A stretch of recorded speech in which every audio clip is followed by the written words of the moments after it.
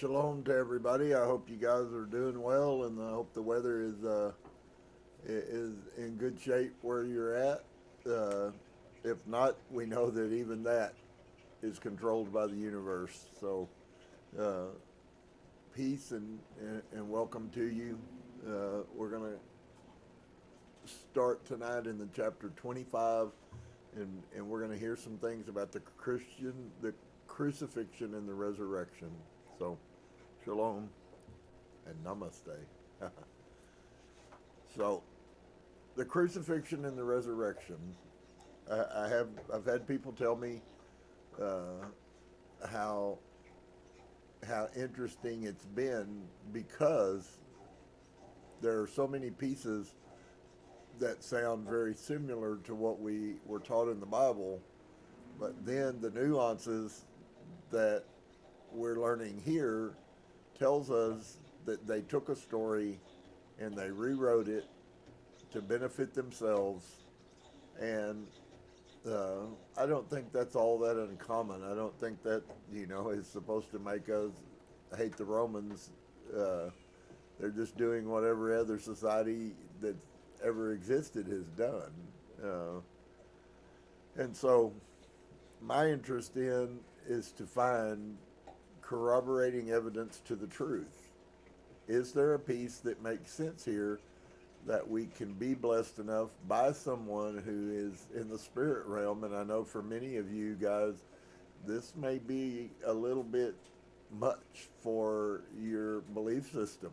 If you were brought up your whole life believing, and all your family tells you that you're gonna die and you're gonna go stand in front of God and He's gonna judge you, and He's either gonna send you to hell if you didn't do good, or He's gonna send you to heaven if you did do good. And then somebody bothers to tell you that, well, it really doesn't work like that. So that is a bit to swallow, and it's a little bit difficult to deal with sometimes. Once you begin to understand the reality of that it is the truth, then I hope for you guys that if you have struggled with it, that you find some peace. Inevitably, that's going to be the bottom thing. I think a lot of people had an idea that this was going to open the door to a free-for-all. And in fact, friends, higher consciousness closes the door to the free-for-all. The truth of the matter is, Christianity taught you to desire the free-for-all. If you just did this, then you were free for all times and you were eternally saved. That's one of the sects out there uses that an awful lot, and that once you've been saved, then there's no possibility for you to lose your salvation. And while that sounds like a really good story, it doesn't really line up very well. So, crucifixion and resurrection. And I don't know how far we'll get in 55 minutes with this, but we'll get as far as 55 minutes will take us. And already, from what I've read, it's gonna do the same thing. It's gonna parallel very close, but it's not so much that it parallels close. It's the things that are different that we should be paying attention to, because sometimes they seem to be simple little things that are actually spiritually are quite huge. And so, I guess let's get started if you don't mind. Chapter 25, Crucifixion and Resurrection. Dolores begins, she says, "The next week I had mixed feelings as we started the session. I was hopeful we would be able to obtain the crucifixion story. It would be the crowning jewel in this experiment. It would also be very important to many people, but I was apprehensive that maybe we would not be allowed to have it. The subconscious has a very effective protective device. It will not allow the subject to experience anything that it assumes will be harmful. It is a well-known fact in hypnosis that if someone sees or remembers something that they cannot face, they will wake themselves up immediately, even though they are in a deep trance." And there's a little factor here which doesn't apply to Dolores and hypnosis, but there is a principle that maybe we could focus on. You understand that she used the concept of your subconsciousness. Your subconsciousness, if you remember from what I've shared with you guys, is the programming that you receive. So whatever you were programmed to hide from, that is what you will hide from. If you have been programmed to hide from your own personal failings, whenever it comes to your own personal failings, you will hide from them. And so this is really massively huge, that little simple statement there. And so she has these concerns because he was programmed subconsciously to have so many reservations where they were secretive and quiet, and so all of that is playing in Dolores's mind. But what I hope that you would get out of that is that while it works in the spirit realm after you're dead, it also works in the spirit realm while you're alive. And so many of the things that you struggle with the most in your life are the things that you were programmed to run away from. Or, there's lots of different reactions that you can be programmed. But in this concept, more that we would run away from. Our subconscious will say, "No, don't, go away, get away from them, don't listen to that." And we have to grow up and learn to control our emotions and to look at things separated, because sometimes some of the things that our subconscious wants us to run from are the things that we need to deal with the most. And that's why shadow work, which I haven't talked about much lately, but it's been in every service. You cannot function at a higher consciousness and have a poorly programmed subconscious. Your subconscious will take you away from a higher consciousness. So when I tell you guys that you really need to look inside of yourself and deal with yourself, I think that maybe brings on a little fear for some people, because they think that I've said often that, that you might be surprised the way that you look at yourself isn't the way that other people, or they see things about you that you can't see. And I suspect that maybe there's a large quantity who think that is only manifest in the negative, and that's not at all true. Oftentimes people think much better of you than you think of yourself. Oftentimes people see much good things in you that you may not be able to see about yourself. And so if you don't learn how to do that separation, that unattachment, and to look at things subjectively, you may very well think that the words that I was saying is that you're a bad person, or, and in fact, might not be the case at all. It might just be that people see you and you don't see that aspect of yourself. So that's a little side rabbit hole that I wanted to make sure, because I know that it's very effective to use those things, and even more so if somebody recognizes that you have that, then they can play on your emotions very easily, and it goes on all the time. So she says it would be the crowning jewel in this experiment. It would also be very important to many people, but I was apprehensive that maybe we would not be allowed to have it. The subconscious has a very effective protective device. So please hear those words and lock them in your conscious mind. My subconscious has a very subjective mind that sometimes does not allow me to see the truth. I am stopping myself from seeing the truth. It will not allow the subject to experience anything that it assumes will be harmful.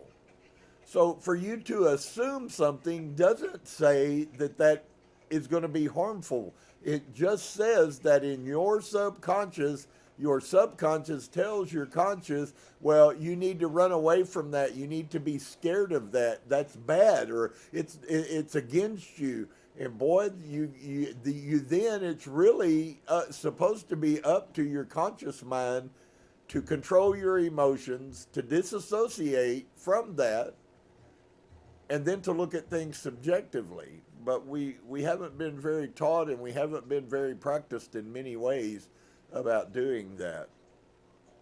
But it is harmful for us if we perceive it to be. It does become a reality. And so it is a well-known fact in hypnosis that if someone sees or remembers something they cannot face, they will wake themselves up immediately, even though they are in a deep trance. And that's a really profound statement as well, because all you have to do is perceive that it is. Doesn't mean it really is. It just means that's the way you see it. And so I've seen this happen. I had no idea how the subconscious would handle something as traumatic as watching a dear friend die in such a horrible way. I knew I could not override this protective system, and I would not even want to try. I would have to rely on our long association together and the gradual buildup of trust that had grown between us to convince the subconscious that all was safe. And so once again, because I care about us, and this is a journey where we're trying to learn how to function in a world we know nothing about. But if you'll notice there that she gave us a really beautiful thing, that we can learn how to override that. That is also very akin to the term that I use, disassociation. Because in disassociation, you separate yourself from the thing. It's not about you anymore. And I would not ever want to try. And I don't think, in a situation where we're talking about other people, I don't think it's our job, unless we're trained to do so, to go in and try to hijack somebody's subconsciousness. It took 7 years to program them. And you have 7 years that you were programmed. I think there's plenty of work for all of us to do on our shadow on our own.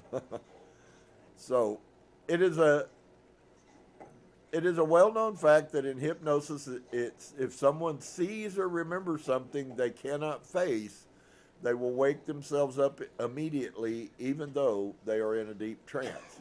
Then she says, I have seen this happen. I had no idea how the subconscious would handle something as traumatic as watching a dear friend die in such a horrible way. I knew I could not override this protective system, and I would not even want to. I would have to rely on long association together and the gradual buildup of trust that had grown between us to convince the subconscious that all was safe. My foremost concern is the well-being of my subjects, and their protection is always of the utmost importance. And one little piece I wanted to add to that. We also can do the same thing. We can convince our subconscious, when your subconscious perceives something to be one way and your conscious perceives it to be another way, your consciousness can overrule your subconscious programming. And so Katie didn't sense any of this and was excited to find out what would happen. So I said the keyword and watched as she slid effortlessly into the state that she had become so accustomed to, and we began. I took her back in time to the life of Saudi and returned him to the spirit plane just after his death. And we resumed where we had left off the week before. And so Dolores asks, I'm going to count to 3, and we will move ahead to the time all of this is to happen. If you are in a position to know, I want you to tell me what is happening if it's possible. I would like you to watch it. I want you to share this knowledge with us. I think a great deal can be learned from this experience if you have the strength to watch it and to share it. 1, 2, 3. It is the time when all of this is to take place. Can you tell me what is happening? I was not sure if Saudi would be in a position where he could witness the events. He said he would if he had the strength, so he knew how difficult it would be. Would he be able to go through it, or would he back out? When I finished the count, there was no hesitancy. He seemed to just charge right in. And so Saudi says, there has been an offering in which it is the custom of the Romans upon each holiday to offer one prisoner his freedom. And Pontius Pilate does not believe Yeshua is the evil being that they say he is. He knows in his soul that this is wrong, a great wrong. Therefore, he has offered him and Barabbas as the choice, knowing that as many men as Barabbas has slain, that they, of course, will free Yeshua instead. And I sensed that he felt if he didn't just charge right in, he might lose his nerve and not be able to tell about it. So Dolores asks, Barabbas was a murderer. Saudi responds, yes. And she said, you talk as though Yeshua is imprisoned. And Saudi responds, yes, he was taken by the Sanhedrin, and after they had questioned him and found him in their eyes guilty of blasphemy, they decided that it was up to Rome, for they could not slay someone who others said was the Messiah. For then this would bring the terror of the people down upon their heads. They would in exchange give him to the Romans for trying to start a revolution and saying that he had incited his followers to do things against Rome. Apparently, it was the politics of the time. Jesus was not a threat until he began to gather followers. Before that, he could be dismissed as a radical or as a crazy man. So Dolores asked, who were the ones that did that? Saudi responds, the Sanhedrin, the body of lawgivers for Israel. Dolores says, they had the power to do that? And Saudi responds, yes, it was one of the things that Rome law allowed them still. And so Dolores asks again, earlier you said that Iscariot would betray him. Do you know if that happened? Saudi responds, he went to the priest and told them where Yeshua would be and sold him. Dolores asks, did he get anything for doing that? Saudi responds, they say a bag of silver. I do not know. And so Dolores says, but at this time they are going to offer Yeshua and Barabbas to the people so that they may choose who will go free. This was very emotional for him. Yes, but the Sanhedrin have many people in the crowd who are being paid to speak the name of Barabbas. She says, I see. They're going to try to keep the people from choosing Yeshua. Saudi responds, there is no choice. They cannot, for it is his destiny. They are afraid that he might be who others say he is. They can't afford to let him go free. Is that what you mean? Saudi responds, no, they cannot. And Dolores says, is this why they paid people to be in the crowd and to incite the crowd? Saudi responds, to speak the name. It is said that the name that is spoken the loudest is the one who will go free. It was obvious Saudi was feeling this deeply. There was much emotion in his voice, and I hoped he would be able to continue.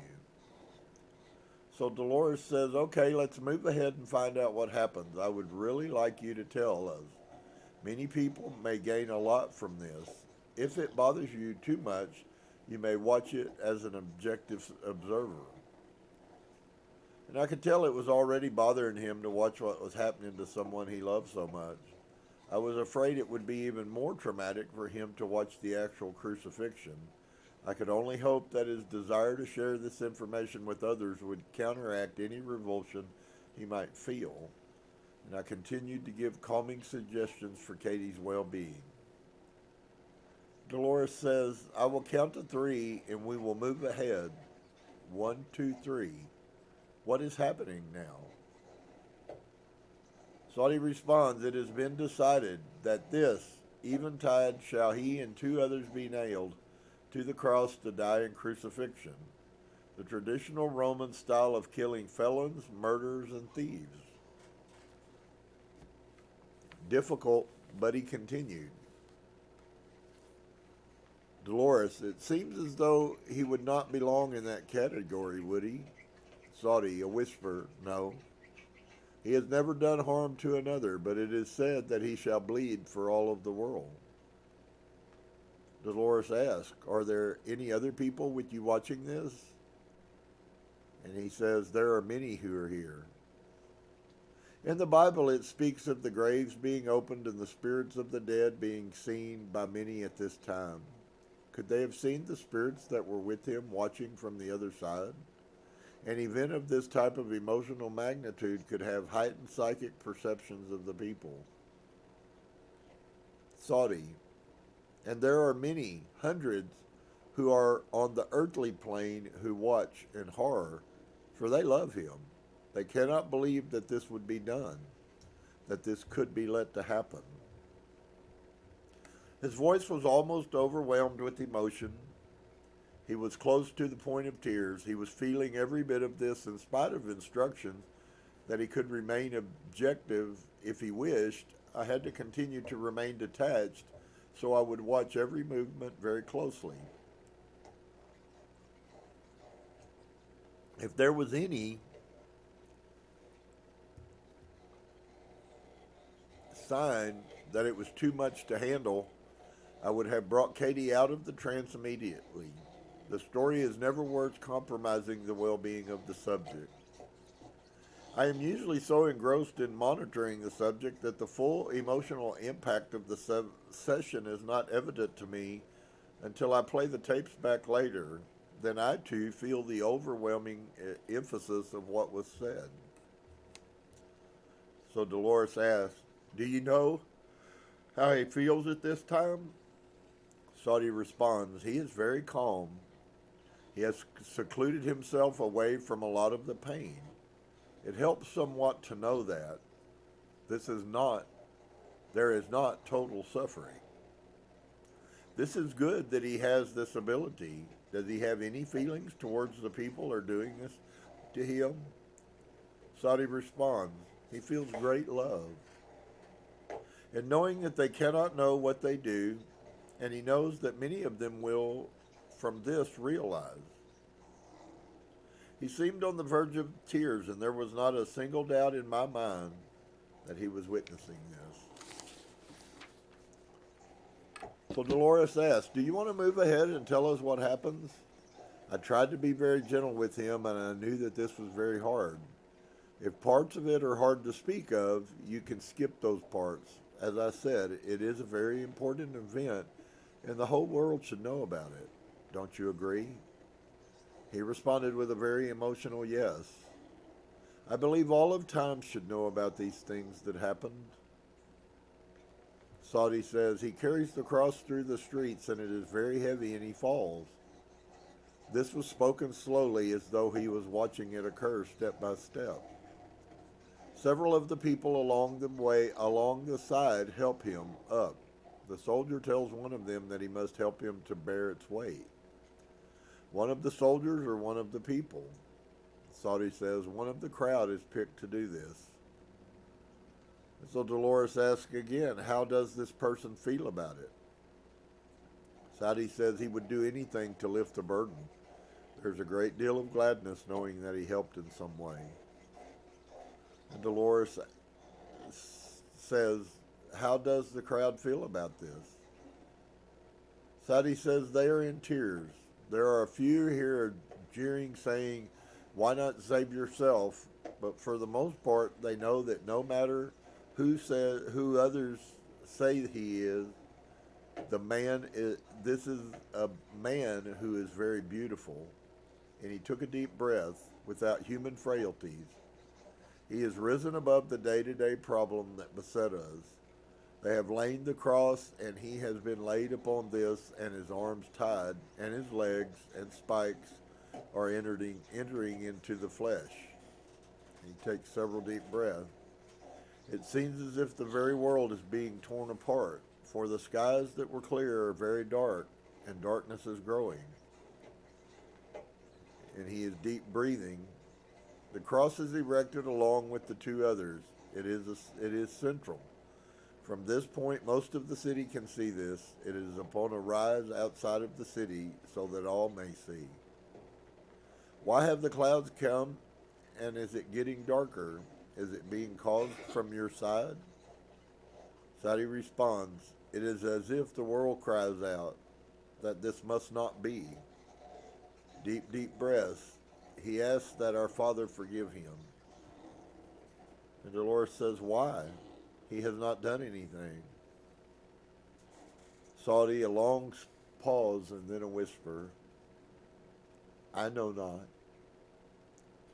Then he asked that Abba forgive the others for doing this deed, for they know not. A long pause as he breathed deeply. The two that are on the other cross, are they real felons? Saudi responds, yes. One spoke to him, though. I know not truly what he said, but the other one reprimanded him, asking him, did he not know a truly good man? And Yeshua looked at him and said that he would be with him today in his kingdom. And Dolores asked, what does that mean? Saudi responds, he shall be here. I mean, this is not always so, but I believe that it has to do with. Even if it is at the last moments of his life, he has gained understanding of what is. Is there anything different about the body when it's on the cross? Does it have anything on it or on the cross? And I was remembering all the pictures and statues I've seen of Jesus. Saudi says there is a crude placard that reads, this is King of the Jews above him. On the other ones, it gives their name and their crime. Can you see what theirs were? Saudi paused. He seemed to be reading. I'm not sure of the name. The one to the right says that he was guilty of thievery, of stealing another man's articles. I'm not sure what. I think of the home or something. But the other one was guilty of murder. Which is the one that he said would be with him? Saudi says, towards the thief. Dolores says, what about Yeshua's body? Is there anything different? Saudi says, before he was nailed to the cross, there was a cloak that he had tossed over his shoulders and some woven thorns about his head. But these were removed when he was placed upon the cross. He doesn't have the crown of thorns on his head as he is on the cross. It is always there in the pictures. Saudi, no. And the soldiers are at the foot of the cross. They are gaming. They throw lots. Part of the custom is that the personal items of the felons are dealt with in this manner. Who wins the lot wins the articles of clothing or whatever. The sky is almost pitch, though it is early in the day. But himself, the strength of his soul shines out still. It is like the only spark of light around. It is one of these shoulders, knowing that it is Sabbath. He tosses a spear into one of the thieves to make sure there is a death. And Dolores says, "What do you mean, knowing it is the Sabbath?" Saudi responds, "The bodies of the felons are always taken down upon the Sabbath, no matter when they were put up. Therefore, to be crucified means to die upon the cross, which usually takes days, and they must make sure that they are dead before they are allowed to be taken down. Then they are killing them." Saudi responds, "Because the sky darkens and Sabbath begins at dusk." So Dolores says, "I see. They have to kill them. The bodies cannot be left hanging on the Sabbath. Is that correct?" And Saudi responds suddenly, "He is gone. He has left the body." Dolores says, "What? Did the soldiers have to kill him too?" Saudi responds, "No. The head fell forward at that instant, and at that instant he left. They are curious now because they cannot believe that one could die so soon. So they have thrown also a spear at his side, and the blood slowly runs down. They want to be sure he really is dead." Saudi says yes. Dolores asks, "Does his spirit stay close to the physical body?" Saudi says, "He is standing with his mother as she is walking away. She is aware of him." That's something that I think many of us really have been programmed horribly. There's a lot that we're missing. Honestly, dear ones, the reason that we can't see the supernatural spirit realm that exists around us everywhere is because we've been blinded intentionally to it. Your subconscious hides the truth from you. Many times, if the programming that was put in you by your church, by your mother and your father, by your grandparents, by your school teachers, that's why what's going on in our education is so horrible, because they take control of your children. They're given control of your children when they're being programmed. So if you tell all of them that there are three genders, then those children will fight that for the rest of their life. You see here that he was taught many good things, many good things, many things of love. He has this great spiritual understanding, but I love that statement so much. I've told some of you in conferences and conversations that if you've lost a loved one, that loved one isn't gone.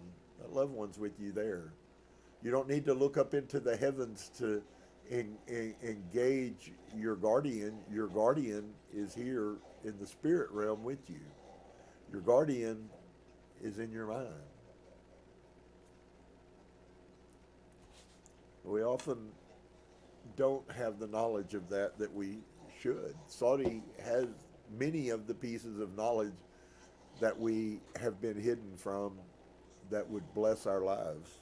And so she asked the question,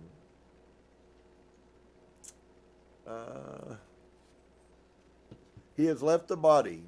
What did the soldier have to kill him too? Saudi responds, no. The head fell forward at that instant, at the instant he left. They are curious now because they cannot believe that one could die so soon. So they have thrown also a spear at his side, and the blood slowly runs down. They want to be sure he really is dead. Saudi says yes. Dolores says, does his spirit stay close to the physical body? Saudi says he is standing with his mother, and she is walking away. She is aware of him. Wow. Have you ever just walked through your day and had a conversation with somebody that you love that has died, that you really need their wisdom and their closeness? I guess what I'm trying to say to all of us is there is infinitely so much more that we don't know than that we do. And it's not accidental. I don't blame anybody. If you are a follower of truth, Source is faithful and will bring you to that truth no matter how he has to. But you must admit that many of us probably wasted a lot of time in fear and anger and anxiety instead of just understanding that we could have reached out and spoke to the spirits with our spirit and we wouldn't have had to experience that. And because it's been hidden from you, you have no knowledge of it. You have no knowledge that the spirit of the loved one that you've lost is standing in your bedroom with you, usually protecting you every night. And so how amazing it is to find out that immediately. Now you see how they had to write all of the narrative in? Do you see the narrative lie? Yeshua exits his body and he goes and he stands next to his mother to comfort her. He didn't need a scientist to explain that. And she didn't need a scientist to understand it. And so,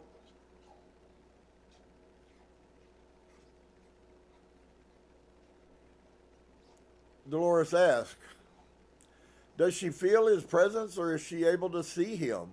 Sadi says, I don't know, but she is aware. That's part of the higher consciousness, friends. Will he remain on your level? Sadi says, for a while, not long. There are things that must be dealt with, and then he will go on. What happens to the body? It still hangs as yet. It is said that the earth trembles, though I do not know. I know that there are people who are running in terror, for they know that something horrible has happened, and they say that the earth shakes. And Dolores asked, you wouldn't be able to feel it, would you? He shook his head. Okay, move ahead and tell me what happens to the body. Can you see? Sadi responds, Yosef has requested of Herod that he be allowed to take this body, and Herod sent him to Pilate, who gave his permission. Why wouldn't Herod give permission? Sadi says, he told Yosef that it was not his to give, because he was slain by the Romans, it was theirs. And so Dolores says, this is Joseph, his uncle, of Arimathea. Sadi responds, yes, and Pilate gives him permission to do this, and they take the body down, and it is placed in the tomb. Whose tomb is it put in? It is Joseph's. He was having it prepared. Was it for himself? Sadi says, no, it was for Yeshua. Think about that magnificent difference. So here's a picture that we don't get to see. All of these people had knowledge of what was coming. Now you hear things like Abraham had knowledge that his end was coming. Yaakov had knowledge that his end was coming. I'd like to propose to you today that all of these people were functioning in the higher conscience and were in contact constantly with the spirit realm. And so, no, it was for Yeshua. He knew that this would happen. Do you think Yeshua ever told him? Sadi responds, it was no need to be told. They all knew. What do they do with the body? Sadi responds, they anoint it with the oils, and incense is lit, and it is wrapped in linen and laid, and the stone is rolled over the doorway. Was the tomb sealed? Sadi says yes. Dolores tells us that the tremendous emotion was now gone. It seemed the hardest part was to watch his beloved friend being hurt, humiliated, and slain. Now the voice had returned to normal. Dolores asked, does anything else happen? Sadi responds, during the next 3 days it shall be as no more, for it is not needed. Then it shall be gone. The body will be gone, you mean?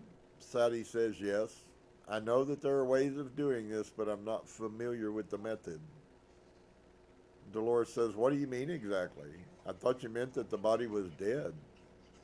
Sadi responds, the body is dead, but since it is no longer needed, it is There are ways of making it as if it had not been. I do not know the method, and I cannot explain any better. Dolores says, oh, it is something you don't understand yourself? Saudi says it is known only to the masters.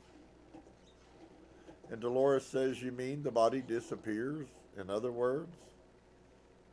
Saudi says, yes.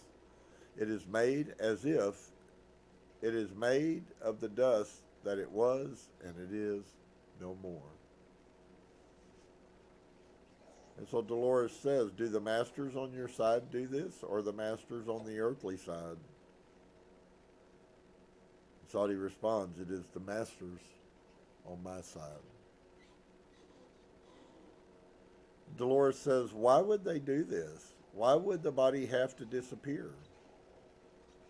Saudi says, because it was foretold in the prophecies that he would rise upon the third day, and in order to rise, they must show that the place where he was laid is empty, and he cannot be taken away by normal means, that the body cannot be.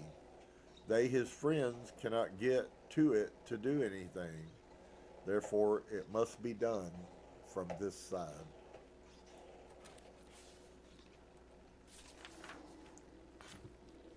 Yeshua did not do it himself. At the time that the body is no more, where is he? Saudi responds, he is there with them, aiding them in doing this. And Dolores says his forces with the forces of the other masters? Saudi responds, yes, with the other masters. And so Dolores said it would be very complicated. You would have to be very advanced to do that. Saudi says it is done with the aid of the others also. I do not know this method. I'm not upon that level. And they made the body just disappear. Would that be a good word if I tried to understand? He says to be as no more, yes. And Dolores says no more. Well, did Pilate or anyone take protection to make sure? Saudi interrupted. Yes, there were guards out because they knew of this prophecy and they knew that others spoke of him as being the Messiah, and therefore there were guards there.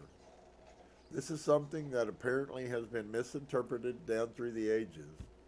I think that they were trying to do what they were trying to do was to show that even the physical body can be made to transcend time and space.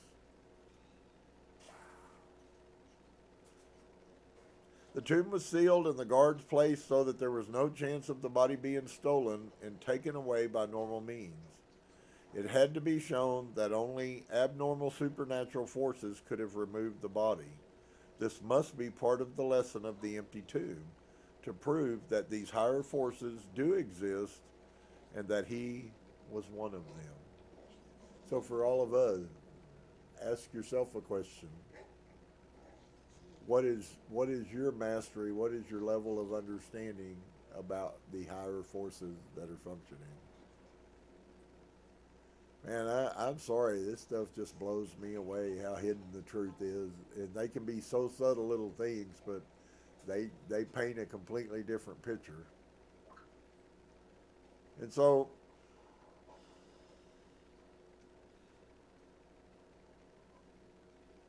another principle that you see here that is very common in metaphysical study is that everything, whether bad or good, we still must learn how to use it as a lesson.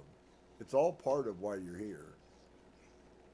The things that you struggle with, the things that you get mad about, the behaviors that you let go crazy and rampant, all of those things, if you come to the point that you begin to recognize the truth that I'm sharing with you, you will begin to say, yes, Lord, what lesson am I to see in this bad situation? And what lesson is it that I'm to see in this good situation? And what lesson is it that I am to see in every situation? That's very difficult for us because we have not been taught to think that way. And so, unfortunately, it's up to you to teach yourself how to think that way. Those that do will be very prosperous in spiritual things. But I would like to encourage you, whether you ever end up being, and I hope you do, but whether you do or not, it doesn't change the fact that everything that we go through, we chose to go through. And I know my personal self, I constantly have to bring myself back to balance. I look at things and they don't seem right, and you get it aggravated, you let your emotions run, and so it is a journey. And so the tomb was sealed and guards placed so that there was no chance of the body being stolen and taken away by normal means. It had to be shown that only abnormal supernatural forces could have removed the body. This must be part of the lesson of the empty tomb, to prove that these higher forces do exist and that he was one of them. And so Dolores says, you said the prophecy was that he would rise again. Will this happen? Saudi responds, yes. How could he not? He is as he was before. Is this not in essence a rising? For he is risen from the body which is made out of dust and clay, and is as he was. Just exactly what you will accomplish. Friends, the true picture of the Christ in us is so drastically different than anything that we've ever been told. Anything that we have ever dreamed, the Christ within us, the hope of glory.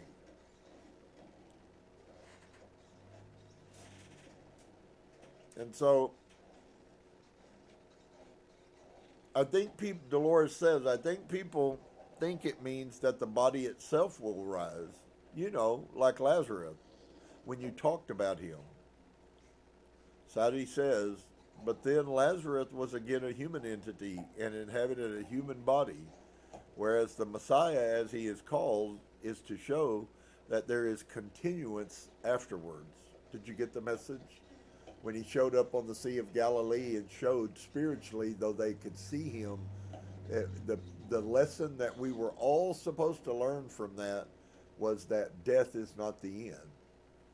And he didn't do it for himself. He did it as a lesson for each and every one of us.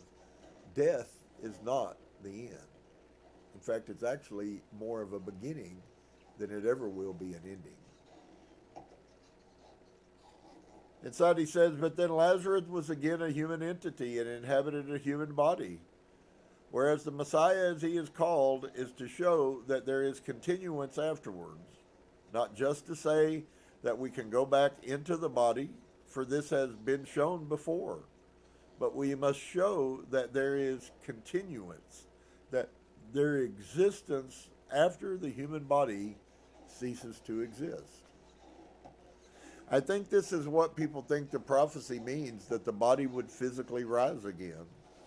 This is why it must be destroyed, so they must know by other means. And Dolores asks, what happens then? Do the people find out that the body is gone? Saudi says, you see, it is the custom of several days after, the body must again be anointed, and his mother and her cousin had come to do this, and in the tomb was again open for this, with the guards being there, and they found that it was empty. But his mother was one that came with another woman. The Bible does not mention that Jesus' mother was one of the women who came to the tomb. Maybe you should ask yourself, why would they hide that from you? Why would they hide the significance of how close him and his mother were? He comforted her after he left his human body. She knew that he was standing there beside her. It speaks of Mary Magdalene, Mary the mother of James, and the other Mary, according to which version you read in the various chapters. Dolores says, that would be hard to do, I think, to view the body after it had lain there for several days. It would be an act of love, wouldn't it? Saudi says, and who more willing to perform that act of love than a mother? But who opened the seal? Saudi says the soldiers helped open the seal. So I didn't say it a while ago, but you see very clearly the divergence of how they twisted with just a few sentences. What happened? All of the guards were struck blind, and some, I believe, died.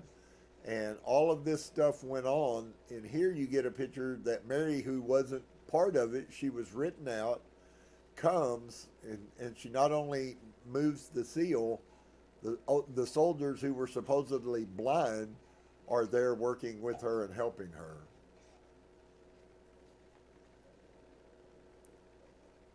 The soldiers helped open the seal. Dolores says, what did they think when the body was gone? Saudi. They, of course, said that someone had gotten past them and stolen the body. But what could be said? The linen was still there with the blood upon it, and everything was as it had been left. And the seal had not been broken, had it? Saudi responds, no. Dolores says, what did the mother feel when she found the body was gone? Saudi, she knew that he had left and was being prepared to go on. Dolores, did Yeshua go on? Or did he remain around there? Saudi, for a while he remained, for he must go to the ones who believe in him and tell them. Do not be dismayed to know that everything as is I have preached. He must let them know what he spoke of, the truth, and to do this he must show that he exists to them. Dolores, you sound as though he was walking with them. Could they see him and hear him? Saudi responds, yes, for they have this ability. All who open themselves have this ability and could have seen him, and many did. Do you think they saw him as a physical person? Saudi responds, yes, but one who is different, who is more like one of the beings of light than having an earthly body. It is not one you could perhaps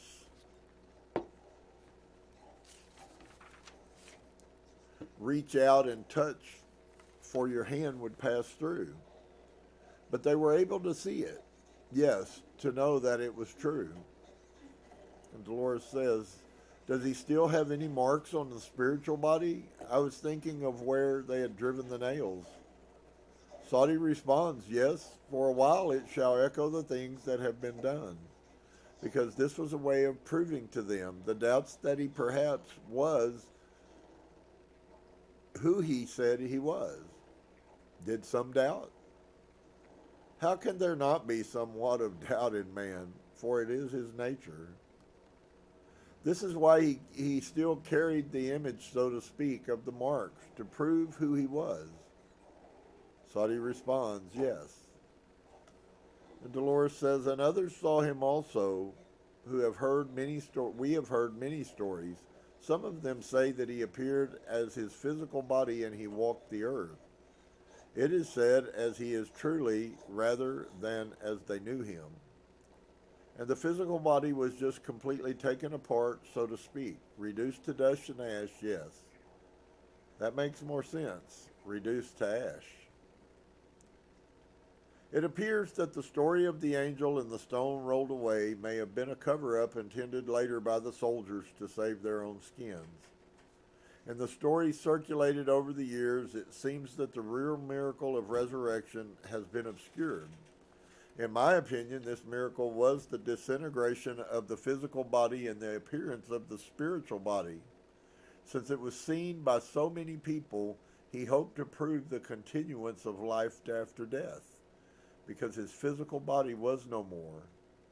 This main point seems to have been clouded and confused in the religious dogma that has grown up around this issue over the years. Saudi was correct. Hundreds of people have returned to their physical bodies after being declared dead. This phenomena is not as unique as the churches have claimed. The masters, apparently, who are also trying to show the unimportance of the physical body. And Dolores says, you mentioned the beings of light. What does this mean? Is this the nature of the person when they leave the physical body? Sadi says, it is those, some of it, who are beyond the need to return again, who are the next step with being one with God again. They are those who come and help and guide us in many ways in directing our path. What happened to Yeshua? Sadi says he eventually went back to be with the others, to be with the masters and our God as we know him. Dolores says, did anyone watch this happen? Sadi says, it is said that his mother was there, and they saw that there was a blending of light, and then it was no more. As he went to the other plane, would that be a way of saying it? Sadi responds, yes. And Dolores says, where is Yeshua now? Is he on the plane that you are on? Sadi responds, he is with the masters. He is not here. I am not anywhere near that level. Do you know what level that is on? Sadi responds, the 9th at least. Very close to 10 level. How many levels are there altogether? Sadi says 10 is perfection. If he is on that level, you would have no way of seeing him now. Is that correct? Sadi says, unless he came to ours, no. And Dolores says, I see. We've heard stories where people say that they have seen him. Sadi says, I do not doubt. I mean, many years after he had gone, left the earth. Sadi says, but to us a year is just an instant. Therefore, how is this not possible? Sadi, but to us a year is just an incident. Therefore, how is this not possible? Dolores says, would he allow people on earth to see him then? Sadi says, if he wished to. Perhaps if there was something for this individual that must needs be done, and they still had doubts, would he not reveal himself to them, letting them know that they believed in truth? And Dolores says, according to their belief system, it would help them. Sadi says, he was showing frustration, trying to make us understand. I'm finding great difficulty. If there was a great task for this person, such as to spread the word that he lived and to let others know of this, would he not reveal himself to them so that they would know that what they believed is right? And Dolores says, I thought that maybe he was busy on the other level. He would never come down to earth for things like that. Sadi says, if he had not cared of man, he would not have come in the first place. Can you tell us the reason for his death by crucifixion? In our time, or where we're looking at it from, it is said that he died for our sins. There is some disagreement about this. Are we not responsible for our own actions? Sadi sighs. This is a very weighty question. Dolores, it has many answers, I suppose. Sadi says, there are many influences upon those answers. He was to be crucified to be ridiculed by others, to show that when he again lived, that he was able to rise above this, and that we too are able to rise above this. This is something that he needed to go through for his own lessons as well as the other meanings. That he was not as perfect, is not as perfect as others would possibly want to assume. That he was willing to pay the penalties and show that we should not be afraid of them also. And in paying for what we have done, then we can rise above them. This is part of the reasoning behind that, is to show that it can be done by man, that man can do such things. Dolores says, then when they say that he died for the sins of all the people in the world, does that make sense? Saudi says, how can he die for someone else's sins? You must all pay for your own. If not this time around, then perhaps the next or even the next. But ultimately, you must endure what you have made others endure because of you, which fits exactly with the Akashic record. Then his life, his dying, will not wipe out the other people's sins. Saudi says there is a law of grace that will exist, but it is not because he paid for your sins, but because you would accept him as being worthy and perhaps a messenger of God. And the law of grace deals with God's love for you, not because he died for the sins. Dolores says, well then, people are misinterpreting this, aren't they? Saudi says it is very possible. Man misinterprets many things. So she asks, we should try to be like him, but this does not necessarily mean that we have to follow him in such a way that we worship him. It is the way that he has shown us that we need to emulate. Is this correct? Saudi says this is correct. He is a point of almost worship because he could do it, and he showed that it could be done. Therefore, he is to be marveled at, but not to be worshipped, not to be deified, because we are all part of God. Do you think he wants to be worshipped? Saudi says he wants to be remembered, but perhaps not in the way that many people shall remember him. Basically, what he had in mind was a concept similar to a guide, a spirit guide, to guide people to greater enlightenment, to help him achieve greater power, to help him become more spiritual in their perceptions. He mainly considered himself as a helper, a guide, an example, like a good friend who is helping you with advice. There are many people that will think of him as a God in his own right. It is hard to think of him as a human being. Saudi says, we are all part of God. Some of us are more aware of this than others. I would say that he is one of these such people. But to consider him and deify him in his own right and separately, this is wrong. This is what I'm afraid people will do in the future. Deify him and also deify his mother because she was the mother.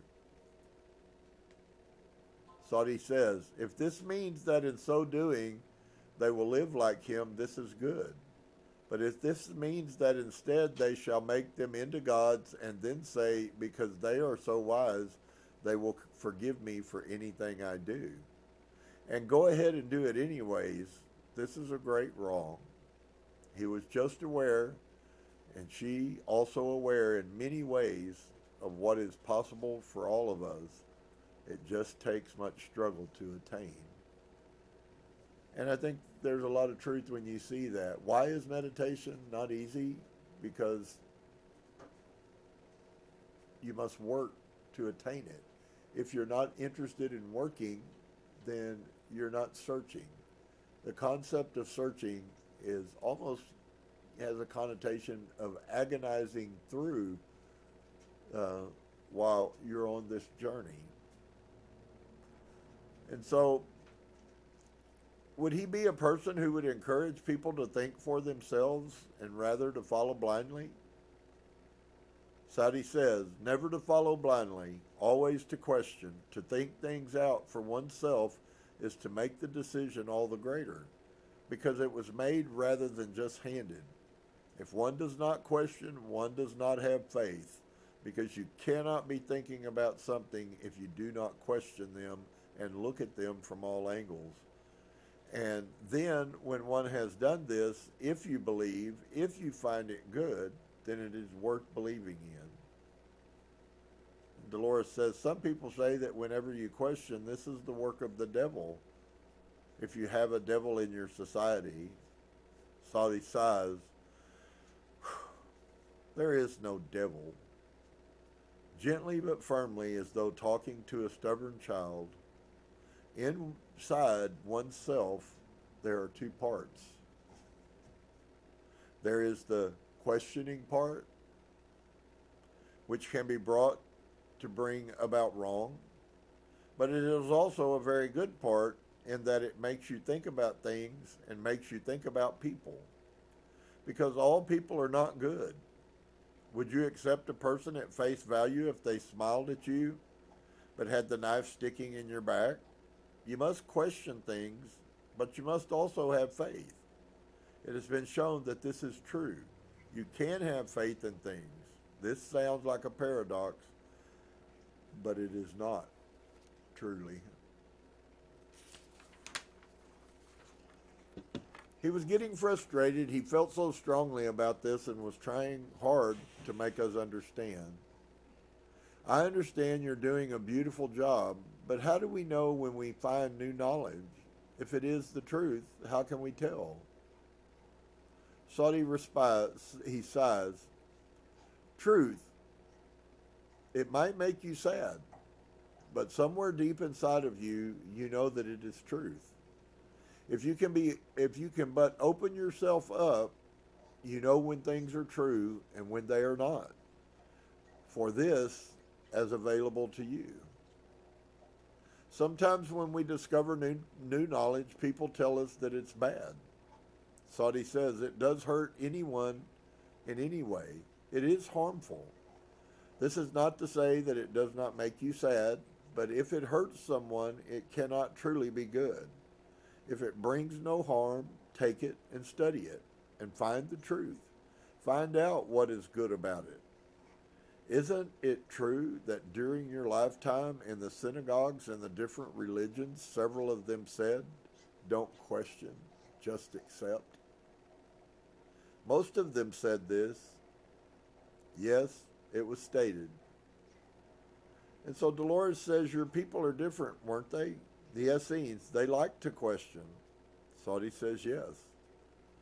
Dolores, can you tell us if the Christ will return to earth at some future time? Saudi says, yes, he shall return. Dolores says, will people be aware of his coming beforehand as you were aware this time? And will he come suddenly? Saudi says, there will be those who will know. So this session appeared very difficult for Katie. She was very tense and emotional while watching the crucifixion, as though it was extremely painful. Of course, when she was brought forward and awakened, she had no memory of anything she had seen and felt fine. I realize this session will open up a great deal of controversy, but I think it should be looked at and examined for what it is, an alternative view of some of the most important events in our culture.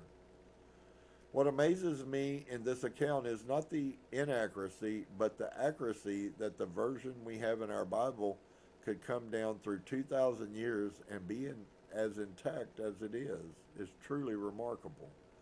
That it was able to pass through the Dark Ages, when such a tremendous amount of irreplaceable knowledge was lost, and endured despite various scribes, translators, and deliberate exclusions and inclusions, is truly a miracle. No rational thinking human could expect it to be literal, word for word, truth, when our own recent history books contain many contradictions. Even modern news stories vary according to the reporter's viewpoint. We should not quibble over differences, but be thankful that we have the story. The fact that the Bible has survived at all is truly a gift from God. And so next week we'll pick up and read in the purpose of the crucifixion and the resurrection, and this one's going to be really huge for all of us. So I hope you guys have been blessed. Lots of things. Do you see how just some simple perspective changes change how you can view a situation? It hasn't done anything to weaken me. In fact, it hasn't done anything to me but make me know that the path that we're walking on that brought us here in the first place is the path. We can have confidence in what the truth is. And so, shalom and peace to each and every one of you. I hope that you're experiencing the blessings of our God that makes us rich and add no sorrow. Oftentimes that may not have anything to do with finances, but it sure has a lot to do with wellness. And so, shalom and peace to each and every one of you. We come to Heart Center and we say to you, Namaste. Hopefully we'll see you guys on Saturday at 2 o'clock.